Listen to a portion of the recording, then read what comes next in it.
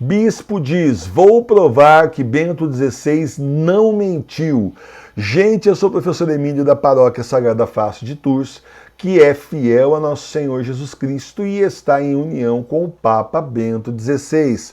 Você quer saber a verdade sobre o escândalo com o Papa Bento XVI? Então, assista esse vídeo até o final e você vai entender o que realmente aconteceu.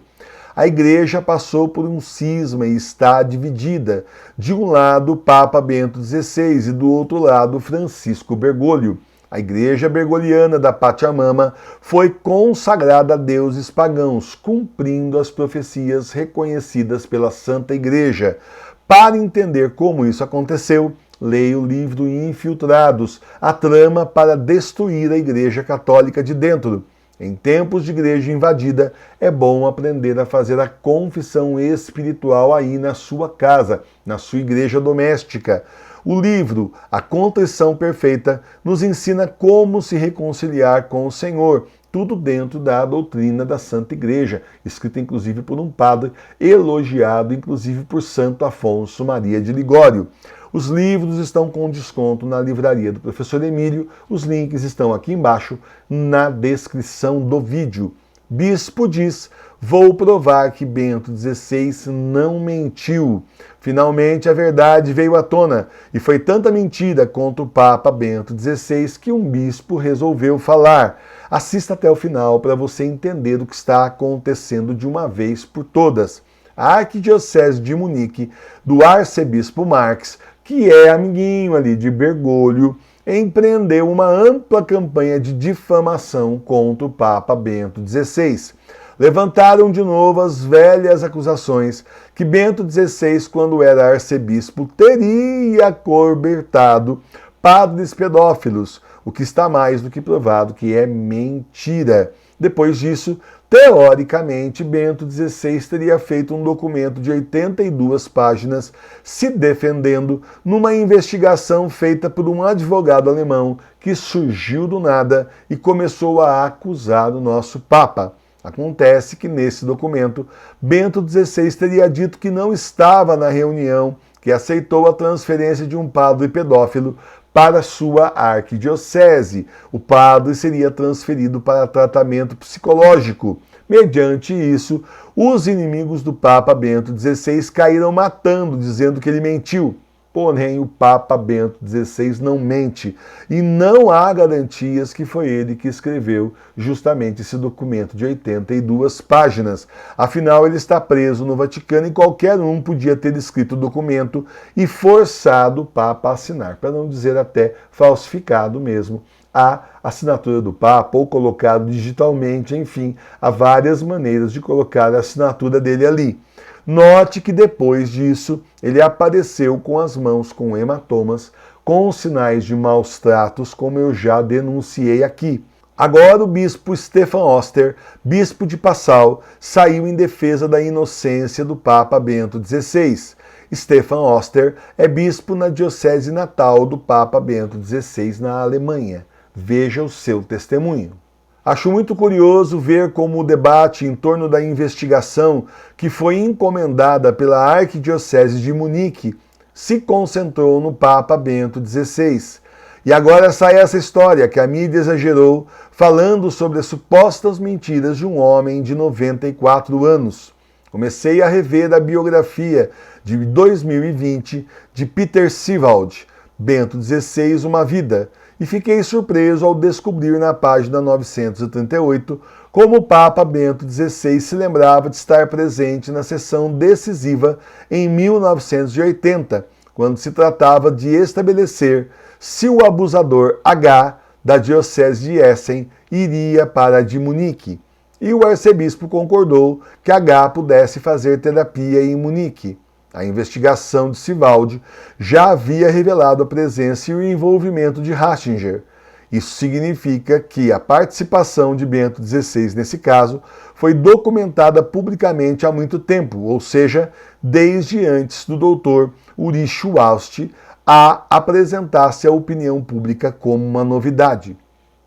Esse doutor Uriche aí é o advogado que se deu ao direito de acusar Bento XVI, devidamente contratado aí pela Diocese de Munique sob o cardeal Marx. O bispo continua. Nas 82 páginas de Autograph Memories anexadas ao relatório, que levam à assinatura de Bento XVI e que são muito mais um pedido de desculpas legal do que um texto ratigeriano, lemos que ele não esteve presente na referida sessão, um erro fatal com o qual os autores do relatório pretendiam encurralar Bento XVI como autor de uma suposta falsidade. Entenda as entrelinhas do que o bispo está dizendo. As 82 páginas são mais um pedido de desculpas legal do que um texto ratigeriano. Ou seja, o Papa Bento XVI, o maior teólogo vivo da nossa igreja, não escreveu esse documento. E cá para nós, nem teria como um senhor de 94 anos produzir em tão pouco tempo 82 páginas. Obviamente escreveram por ele, por isso não se nota seu estilo inconfundível no documento. Isso explica que em 2020, apenas 2 anos atrás, o Papa Bento XVI se lembrasse da reunião e agora, misteriosamente, no documento de 82 páginas, ele simplesmente tivesse se esquecido. Ou seja, quem escreveu o documento pelo Papa deixou uma brecha para ele ser acusado como um mentiroso na mídia por um advogado obscuro da Alemanha. O bispo continua. A correção que Bento XVI fez a esse respeito, referindo-se a um descuido no decorrer do processo editorial, deixa claro que o Papa, de 94 anos, confiou em colaboradores que cometeram um erro capital no documento. Os outros 3 casos em que o advogado considerou Joseph Ratzinger culpado de delito mostram, de fato, segundo minha avaliação, uma atitude outrora usual com esses casos e com as pessoas envolvidas. Não posso admitir que o Papa Bento XVI quisesse esconder os casos. De fato, ele foi um dos primeiros a reconhecer todo esse problema em Roma e, como cardeal superior na Cúria, ajudou muitos a vê-lo melhor, por meio de medidas concretas e eficazes, bem como por meio de encontros e diálogos com as pessoas envolvidas e através de sentenças severas dos culpados, e tudo isso diante de uma oposição dentro do próprio Vaticano.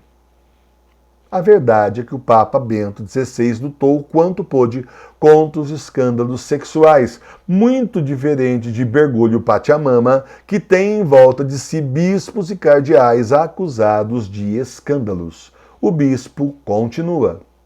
O escândalo em torno da suposta mentira na mídia pretende desacreditar o trabalho da vida do homem de 94 anos. A esse respeito, gostaria de dizer o seguinte: estou muito grato por ter podido conhecer Bento XVI pessoalmente nos últimos anos, pois antes de me tornar bispo, pude ler, sempre com grande alegria e proveito, seus escritos espirituais por muitos anos. Ele é um homem magnânimo, com uma fé maravilhosa, um homem de grande profundidade e clareza espiritual, rico em humor e capacidade de ouvir verdadeiramente. As marcas das mãos do Papa Bento XVI, os hematomas, podem ser testemunhas do grande embate que ele teve com quem escreveu o relatório com falhas e sua luta para se fazer a correção. Os hematomas podem ser sinais físicos dessa luta do Papa Bento XVI pela verdade. Derrubado do poder por um golpe de Estado, preso no Vaticano, ele continua sendo o verdadeiro Papa, o vigário de Cristo, a cabeça visível da Santa Igreja. E quem não estiver com ele está automaticamente excomungado da Igreja. O Papa Bento XVI é um mártir do nosso tempo, nos dando o exemplo do sacrifício de que o amor a Cristo é capaz. Golpeado, preso e vítima de maus tratos, ainda assim ele continua sendo o verdadeiro Papa, o último vigário de Cristo, rezando por nós e sacrificando pela Igreja nesses tempos que são os últimos, são os tempos do Apocalipse.